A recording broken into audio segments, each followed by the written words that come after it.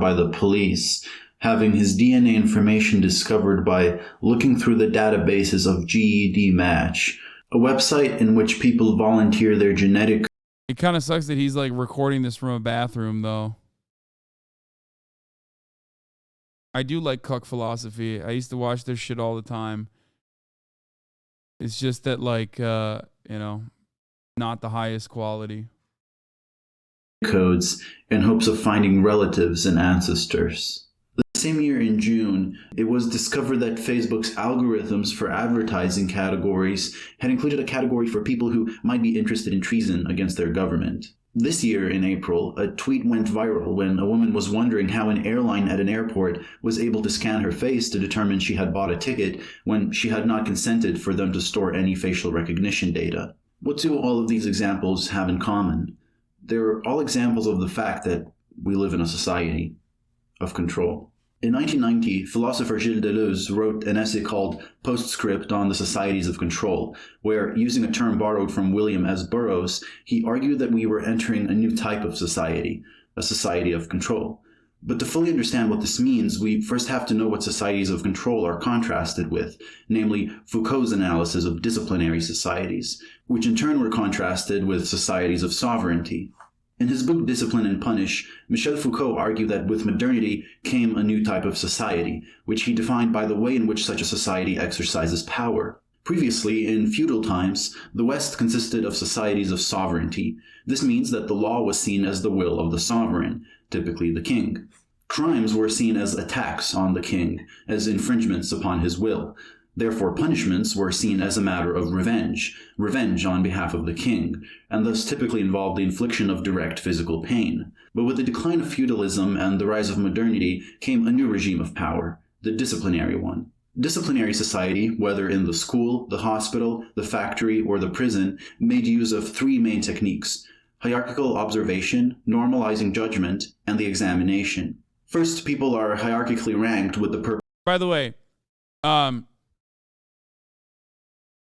Another comparison I make between monarchies and capitalist neoliberal democracies that also bears repeating in this regard is the same ways that people justify living under that structure.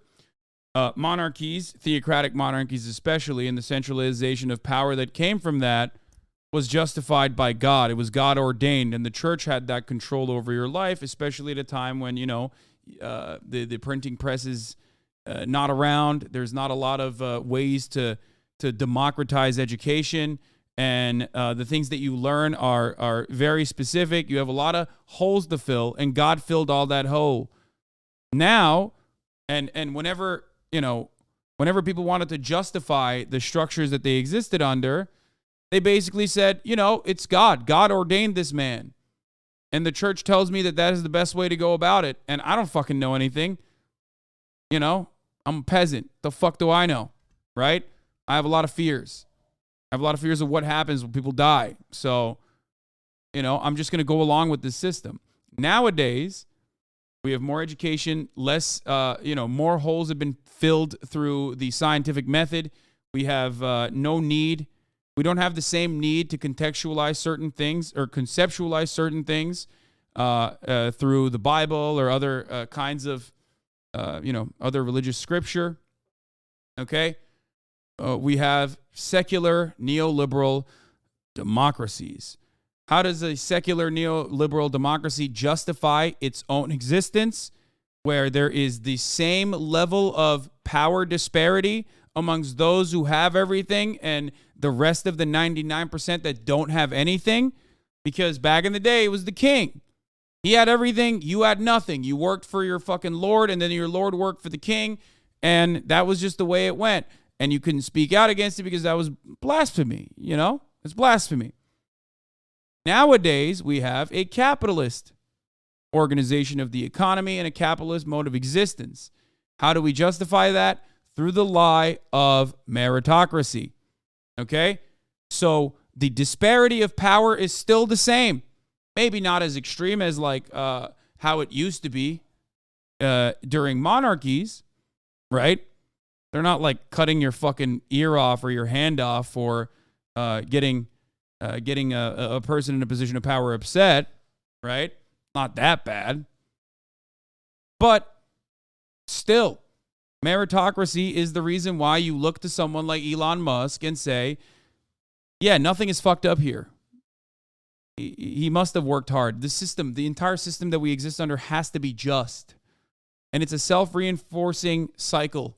It is a lie that everyone tells themselves. It is a lie that society was built upon to tell you that, like, no, if you do work hard, like, you will achieve the American dream. Look at all these people that did work hard and achieved it. Because if meritocracy is a lie, okay? If meritocracy is a lie, and those people in positions of power didn't actually work harder and smarter than everyone else to accumulate that level of capital, all of a sudden, why the fuck are you working? Why are you working so hard? You're never going to achieve that.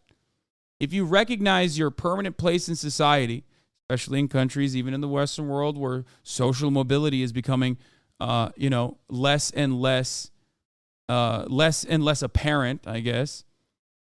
When you recognize that, when you recognize your class position and what you are born onto this planet to do, all of a sudden you might have a revolutionary spark. You get it?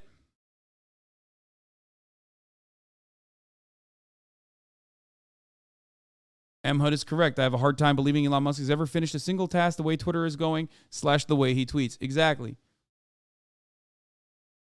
Scientific method doesn't exist for hundreds of years, Pepega. No, that's not what I mean. But obviously the great leaps that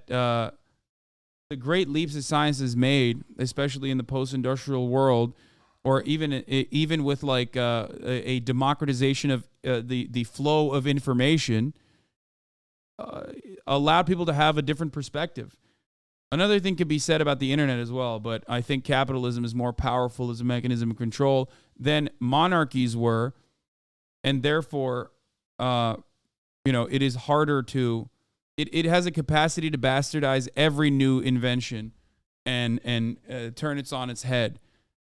No matter how much people want in their hearts to live a free life and yearn for emancipation, capitalism, especially neoliberal mechanisms of control, which this video is going to get to, have a very good way of normalizing the awfulness that you experience on a daily basis and tell you that the other systems are terrifying. There's no other way to go about it.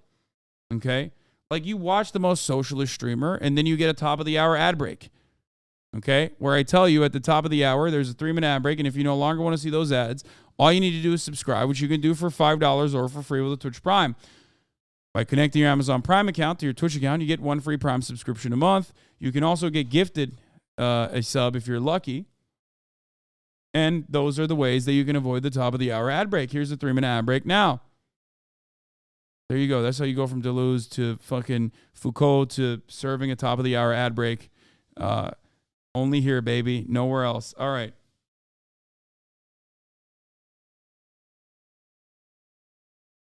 Purpose of observing everyone's behavior. A significant function is carried out even by just the thought that you might currently be. Oh, this is a good take too. In a monarchy, you could get executed for execute. Oh, you could. Sorry, you're saying in a monarchy you could execute the king for liberation. Doing that to Bezos or Musk wouldn't change anything. Yes, that is also true. But you didn't really get liberation from that either, though. To be fair, you still had to organize. You just had. And this is the argument that I guess this is what Noam Chomsky and Zizek also talk about within the two different mechanisms of control: the neoliberalism, the neoliberal mechanism of control versus the authoritarian mechanism of control that you saw within the USSR. When you know that you are being controlled, you at least have an understanding and you can organize against it. Whereas under neoliberalism, organization or an organizational power is diminished because you don't even realize that you're being controlled. Okay, that's it. So there is no organizing because you're like, well, what the fuck? Like, why would I organize to do anything? Things are great. Like, ultimately, I got a new TV this year. That's the main difference. That's why people, when they talk about China, will say, if Xi Jinping fucks up, no matter how much control Xi Jinping exerts over its population, okay? And the CCP certainly does a lot of that, okay? Chinese people understand the concept of Chinese prosperity, but they also understand the concept of the government controlling their existence in a meaningful way. Okay? So if there wasn't, if the Chinese government wasn't actually working towards Chinese prosperity in tangible ways that they can see and experience, then they would absolutely revolt against it. They have a history of doing so, and they would certainly do it again because they at least recognize that the government is controlling their existence, whereas here in America, we think we have freedom and we have no understanding of that, so there's no organizational need for it. Anyway. Under observation. When you're at a store and you see a camera, there doesn't even need to be someone watching the footage. The possibility that someone is watching alone is enough for you to regulate your own behavior as if you are being watched. Then comes normalization. As your behavior is observed, it is judged as normal or abnormal, and abnormal behavior is discouraged and punished. In the old sovereign societies, criminal actions were mostly judged on whether they were allowed by the law or not, but disciplinary societies also judge whether it's normal. And this is done partly by examination, whether medical, psychological, legal, educational, or moral examination. Everyone is measured according to common standards and placed into categories according to the results. Foucault argues that the reason for the emergence of such a system is that it exercises power much more effectively. If you, say, stole something in a society of sovereignty, perhaps you'd be flogged or your hand would be cut off as revenge for stealing. However, in a disciplinary society, by teaching people to regulate their own behavior according to a standard, and by inducing the feeling of constant surveillance, you make it less likely that someone would want to steal in the first place. Not only that, but in a society of sovereignty, if you wanted to rebel against the regime, it would be very easy to identify who to rebel against, namely the king and those carrying out the king's will. In a disciplinary society, power is dispersed through a number of different institutions, and is thus harder to resist. Finally, in a society of sovereignty, when you see someone being tortured for a crime, it is easier to sympathize and feel sorry for the victim, and to rouse your anger against the regime. In a disciplinary society, on the other hand, institutions present themselves not as punishing, but as merely reforming individuals for their own good, and are therefore often not even seen as mechanisms of power. The way Foucault put it, societies of sovereignty tax production and rule on death, whereas disciplinary societies organize production and administer life. Let's take this point by point. Consider a serf working under feudalism. A common arrangement would be that the king owning the land sets a tax for how much of the serf's product he will take for himself. However, beyond this, so long as he'd produced the required amount, many aspects of the production process were actually up to the serf and his family. When to work and when to take a break, what technique, method, or tools to use, when to eat, what to wear, what room to be in, etc. The sovereign regime did not organize production, but merely taxed it. In a disciplinary society, on the other hand, production is, well, disciplinary. You are told when to come to work, when to take a break, when to eat lunch, what to wear, how to stand, how to behave, what techniques and methods to use, etc., etc. Depending on this video totally just agree with your point about realizing who your master is. That's shocking to me that he did that. This is true. on your line of work, almost every aspect of your being can be decided by someone else. Thus, your work is not merely taxed, it's organized. Secondly, whereas a society of sovereignty ruled over death, issuing death penalties and deciding who dies when they commit a crime, a disciplinary society administers life, where it's not just death, but birth that is organized and controlled, through the study and manipulation of birth-to-death ratios, rates of reproduction, the fertility of populations, and so on. The purpose of a disciplinary society was summarized by Deleuze as being to concentrate, distribute in space, order in time, compose a productive force. Schools, hospitals, prisons, barracks, factories, and offices all functioned according to this purpose: spatial enclosure, adherence to a schedule, and strict discipline. Understanding this, we can now ask what makes a society of control different. But keep in mind that Deleuze is not arguing that we have completely left behind disciplinary societies. He saw that we are in the process of transforming into a new one. Perhaps the most significant thing is that in a society of control, the exercise of power no longer requires enclosing people into spaces like the school, the factory, or the prison. Disciplinary regimes leave the tight enclosures of space and expand and permeate the entirety of society. Take phones, for example. It is no secret that your phone collects a lot of data: your GPS location, audio recordings, websites you've been to, and apps you've used. And it is also no secret that this data is often utilized by governments and corporations. What's interesting here is that in a disciplinary society, the exercise of power required to restrict your methods of communication.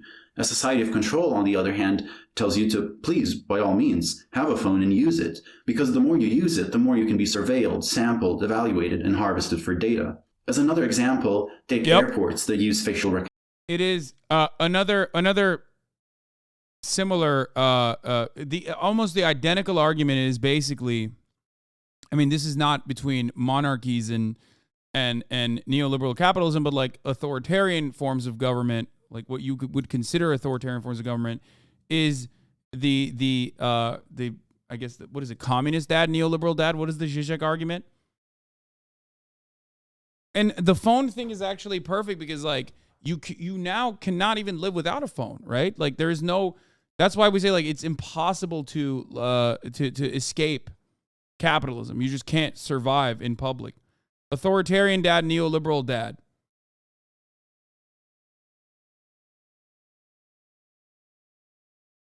Which is, you know, Breezy B97, thank you for the 5 get the subs. OnlyFans boyfriend, thank you for the 5 get the subs as well. I already served the top of the hour, break. Chill. I hardly use my phone. It doesn't matter. That's ironic that you say that because, well, one, you're on Twitch already, and two, you don't need to use your phone for your data to be collected. And what is hilarious about all of this is that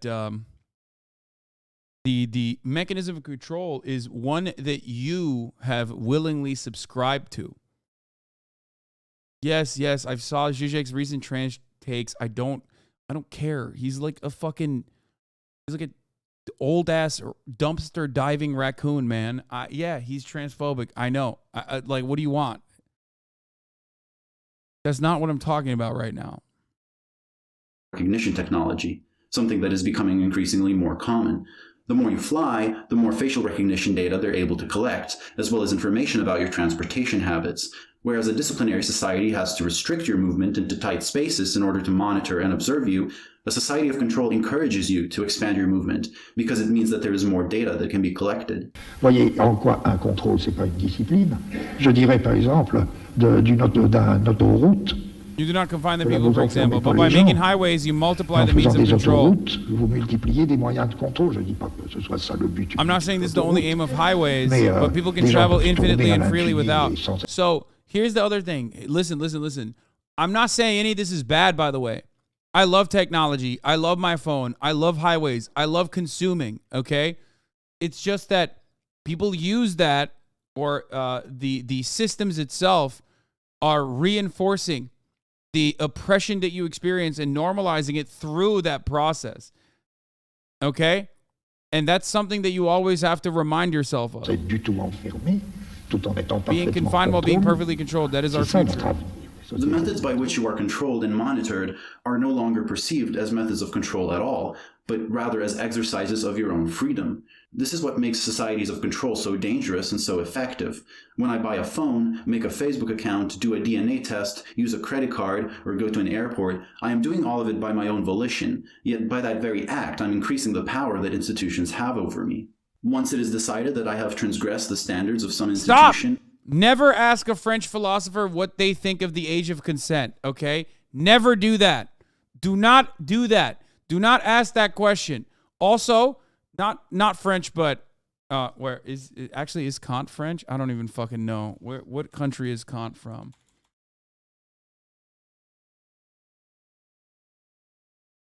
He's German. Okay, don't ask Kant how he thinks black people are made. And don't ask any French philosopher what they think about the age of consent. Yes, you heard me right. I said how black people are made.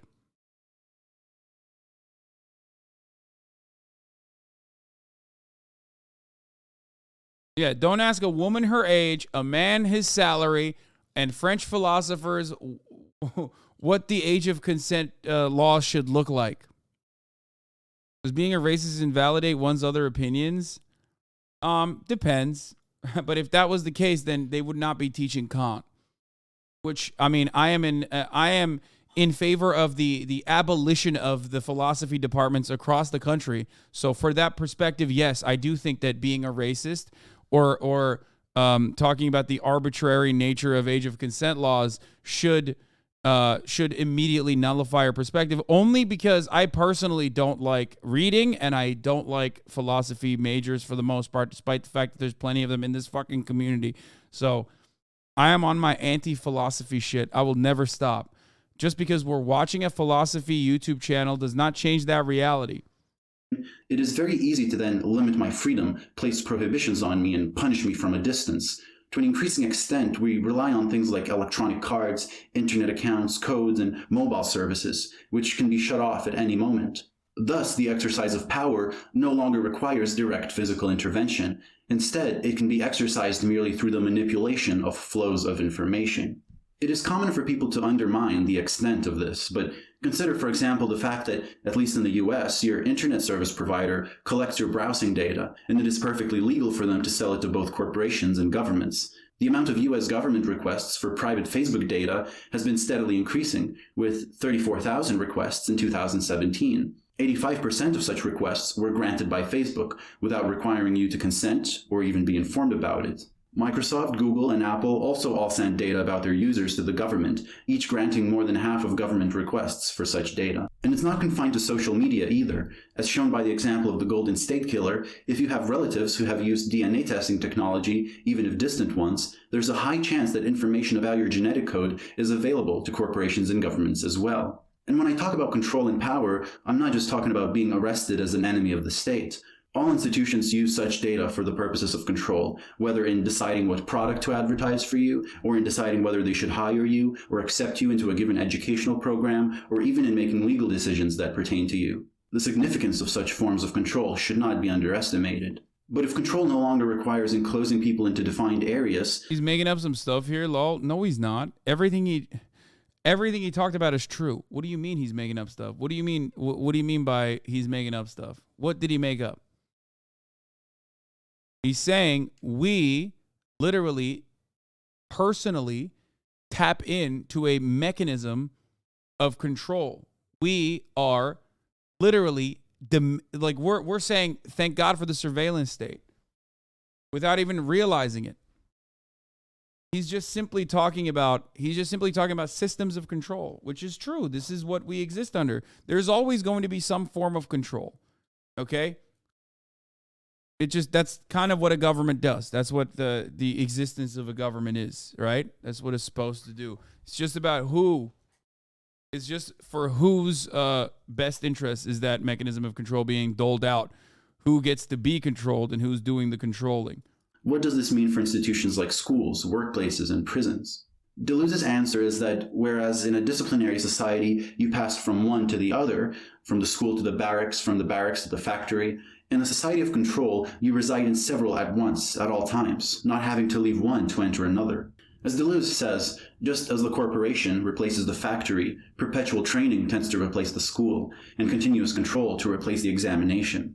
In the disciplinary societies, one was always starting again, from school to the barracks, from the barracks to the factory. While in societies of control, one is never finished with anything. The corporation, the educational system, the armed services being metastable states coexisting in one and the same modulation. In a disciplinary society, because institutions were spatial, at least you knew when you left them. You knew when you've left the workplace and were able to take a break from work for the day. But this is increasingly not the case in a society of control. Even when you're at home, you're expected to continue doing work, filling out papers, constantly checking your email and watching out. That's why I always say under capitalism, every new technological achievement is not done to actually make people's lives easier, make the working class lives easier, but to extract more profits, more surplus labor value from the working class. The AI and automation conversation is yet another example of this very same argument. The invention of the fucking mobile phone and the internet creating a 24/7 work cycle is the exact same shit. That's the problem. The problem is not technological achievements. It's how technological achievements are used. Out for updates. and presenting yourself as a committed employee even in your personal life, especially on social media. You never really leave work. I mean, yeah, also, it's the whole reason Ford made it so his workers could afford to buy the cars they created. I mean, even that fucking fascist understood that, which is ironic because we hail him as a champion of like workers' rights here in this country. But even he understood alienation. Literally. Yeah, I said hail, which is funny when talking about Mr. Heil himself. Some examples are summarized in the paper You Can Clock Out Anytime You Like, But You Can Never Leave by Peter Fleming and Andre Spicer. For example, sociologist Gideon Kunda studied a high-tech corporation in the US. The study, quote, revealed that the expectation for long working hours was built into the organization culture and was very difficult to resist once it had been internalized. The organization he called Tech attempted to appropriate as much time as possible from organizational members, and this could only be done if workers come to actively desire it themselves. The tech culture was designed to constitute this desire through various mechanisms of role embracement so that workers would think of themselves as tech employees all the time. As a result of this management approach, many employees found their family and home life suffered because they gave more and more of themselves to the firm and experienced burnout.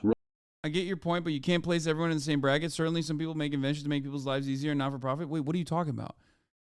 Brother, you have fundamentally misunderstood what I've said. As a matter of fact, the idea that people make inventions exclusively for the profit motive is a capitalist idea. I do not believe that. As a matter of fact, everything I say is exactly the opposite of that. There are so many other principles, so many other motivating factors in people's lives. I'm saying that technological innovations are good.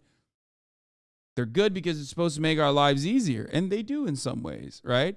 But the unfortunate consequence, the unfortunate byproduct of living under a different organization of the economy, or the one that we live under currently, different to socialism or any other, whatever kind of fucking idea that you have personally. But the capitalism makes it so that all technological innovations are done for efficiency, which means, making you as a worker have more output and therefore fire other workers and getting more bang for your buck from the one person.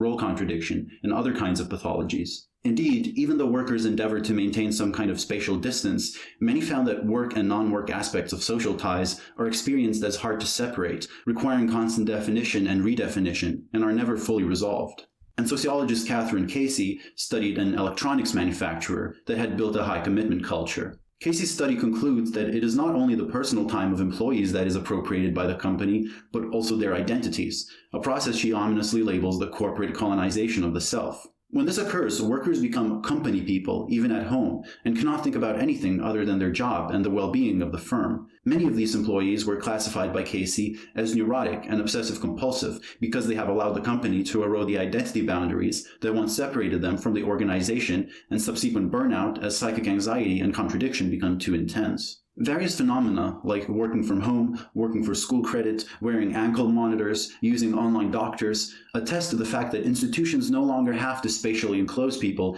in order to function. What counts is that we are at the beginning of something, Deleuze says. In the prison system, the attempt to find penalties of substitution, at least for petty crimes, and the use of electronic collars that force the convicted person to stay at home during certain hours. For the school system, continuous forms of control and the effect on the school of perpetual training, the corresponding abandonment of all university research, the introduction of the corporation. This guy just came back from Googling Henry Ford Nazi. This is so funny. Holy fuck, Ford was literally given an award by Nazi Germany, Keck W. I dropped that in the chat as a minor, brief footnote, and this man went in, Googled, came back, and he's like, dude, I should not have done that. That was a bad thing that I Googled. Sometimes it's better not to open certain doors. You know what I mean? Don't look up what kind of pamphlets he wrote and handed out either. At all levels of schooling. For the hospital system, the new medicine without doctor or patient that singles out potential sick people and subjects at risk. In the corporate system, new ways of handling money, profits, and humans that no longer pass through the old factory form. Deleuze says that we are no longer individuals, but dividuals. The origin of the word individual means not divisible, something that cannot be divided. And disciplinary society consisted of such individuals, usually assigned a number in different institutions. But in a society of control, it is no longer true that we cannot be divided. We are constantly divided into demographics, marketing samples, survey results, statistics. It is through these aggregates of information that institutions view us. The number is replaced by the code. What's impressive about Deleuze's essay is how well, even in the early 90s, it was able to identify the trends that we are even more clearly moving towards today. What's important, however, is not just to identify such trends, but identify their dangers and new methods of resistance. Deleuze is not saying that societies of control are worse than disciplinary societies, or that disciplinary societies are worse than sovereign ones. There is no need to fear or hope, he says, but only to look for new weapons. Many young people strangely boast of being motivated. They re-request apprenticeships and permanent training.